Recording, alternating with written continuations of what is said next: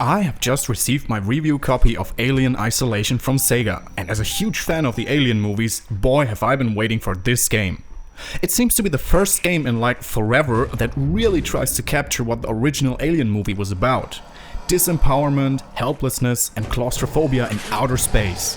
It seems to be, finally, a AAA horror title that tries to live up to the horror part in the genre description. But my eagerness got me thinking. Why do we enjoy playing horror games?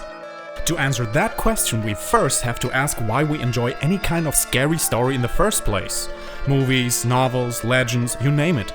The fascination for the uncanny is not just a trend of the last century, but people have been drawn towards sinister tales and frightening legends for as long as history remembers. According to the Swiss psychologist Carl Gustav Jung, the human mind possesses what he calls the collective unconscious. A common foundation of psychological archetypes that every human being shares with each other, regardless of cultural, social, and personal experiences and memories. One of these Jungian archetypes is the shadow. It represents the darker side in us and contains the irrational, instinctive, and least desirable aspects in our personality, which we hide because of societal reasons, lack of self-esteem, or simply out of shame. It implies that every individual is ridden by the same sinister urges, locked away deep inside the unconscious, a sleeping beast that is never allowed to reveal its true nature. The shadow archetype serves, for example, as a very good explanation why dozens of cultures have, for instance, developed very similar vampire myths over the course of history. The Chinese Jiangxi, the ancient Babylonian Lilitu, the Lamia in Greek mythology, the Jewish Aluka, the Ramanga of Madagascar, and of course our modern post-Transylvanian vampire mythology. This is just a small selection of folklore that revolves basically around the same undead creature that sleeps, often in a coffin by day, and comes out at night to feast on the blood of the living. Well, another explanation would be that vampires actually existed, but that is of course ridiculous. Or is it?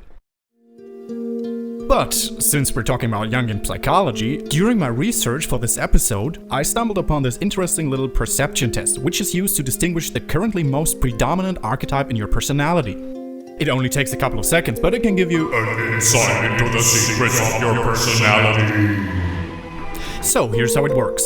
You'll see a group of apparently random shapes morph and shift around the screen. Closely observe the patterns and see if you can recognize one of the following figures. A mother? A horse, a tree, a sword. Only the first shape you recognize counts.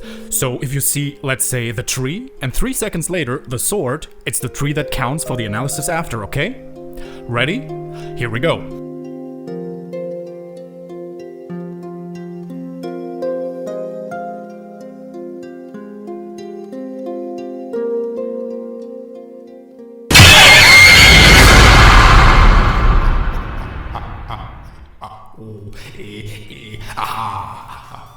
Today's episode's topic is why we love horror games.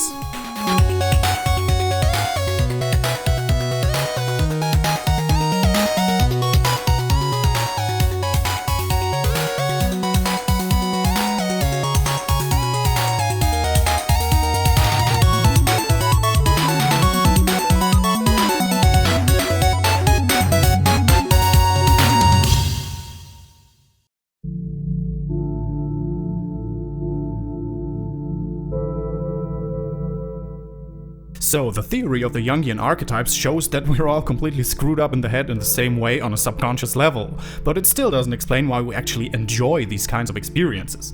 Now, sorry for that cheap jump scare before the intro sequence, but in case it happened to actually work on you, think about what happened with you in that moment. In the first instant, your senses immediately went to high alert. You may even have felt a sting in your chest, your pupils dilated rapidly, and you'll most certainly feel more awake right now than you did just a minute ago. But you also may have noticed that the scare factor didn't hold up long, and that you maybe found yourself smiling, laughing, or directing profanity towards my person. And all that happened in a matter of seconds. So what just happened inside your body? Let's take a look at where we, as a species, actually come from. Nowadays, we live in cozy houses and apartments, drive everywhere by car or public transportation, and our hunting grounds are the supermarket and the shopping mall. Jason! We live the biggest parts of our lives in relative safety. But only a few thousand years ago, a time that is, in the eyes of the evolution, merely a sneeze, we roamed the wild as hunters and gatherers. Over the course of hundreds of thousands of years, we developed the primal cunning of predators and the natural instinct for survival. Our minds have become extremely fast and efficient at recognizing dangers to our health or life, which we experience as fear. In such a moment, our entire system is going on red alert, and as a result, floods our bodies with adrenaline, which increases awareness, sensitivity, and mental and physical capabilities in an instant rush to increase our capabilities at handling life-threatening situations. And that is exactly what happened when the devil's face jumped you just a minute ago. But our brains are also equally effective at differentiating between real dangers and false threats, and as you were in no life-threatening situation, the red alert state was instantly called off. Your brain's interpretation of that situation is that you just encountered and overcame a hazard to your life, and to counter the invigorating effect of the adrenaline, it activates its reward pathways and releases dopamine into your system, a neurotransmitter that invokes feelings of joy and happiness in your body and gives you the feeling that you've just accomplished something very positive. Adrenaline and dopamine at the same time? Do you know what else causes this reaction? Cocaine. Oh, it's not what it looks like. I'm making bread. I'm making soda bread. Now, I'm not advocating drug use here, because, you know... Little kids doing drugs, it turns my stomach. Does that mean we should stop watching horror movies and playing horror games and go out and play with other kids? No way. I think getting a rush of excitement through simulated fear in our boring lives once in a while is just priceless. In addition to that, really good horror stories like the ingenious Silent Hill 2 not only scare and frighten us with cheap jump scares or gory imagery, but they touch us on those deep, hidden layers of our Jungian shadow and allow us to live out some of those repressed urges and make us reflect upon otherwise unexplored areas of our personality. Yes, outstanding horror stories can be a truly cathartic experience. I mean, hey, even Aristotle knew that already, and he didn't have access to a PlayStation back in the day. But speaking of games, I mean, this is a show about video games after all. What exactly is it that makes horror games so intriguing, huh? Well, I wish I had a more sophisticated and deep answer to that, but I have to go with the obvious one. As the most technically advanced, truly interactive medium, video games have, more than any other medium, the potential to deeply immerse us into the story we're being told.